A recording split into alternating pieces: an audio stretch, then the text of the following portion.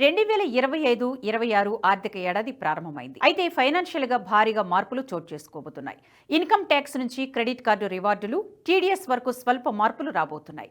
ముఖ్యంగా ఇటీవల 2025-26 బడ్జెట్లో కొత్త ఇన్కమ్ ట్యాక్స్ విధానంలో కల్పించిన పన్ను ప్రయోజనాలు 2025 ఏప్రిల్ 1 నుంచి అమల్లోకి వచ్చేసింది. ఇక 12 లక్షల లోపు ఇన్కమ్ ఉన్నవారు ఇక ట్యాక్స్ చెల్లించాల్సిన అవసరం లేదు. ఉద్యోగులైతే స్టాండర్డ్ డిడక్షన్ 75,000తో కలుపుకొని 12.75 లక్షలకు మించని ఆదాయంపై పన్ను చెల్లించాల్సిన అవసరం లేకుండా ఇటీవల కేంద్రం వెసులుబాటు కల్పించింది.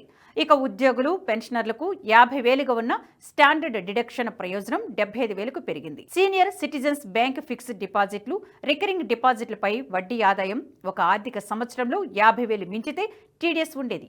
కానీ తాజాగా ఆ పరిమితిని 1,00,000కు పెంచారు.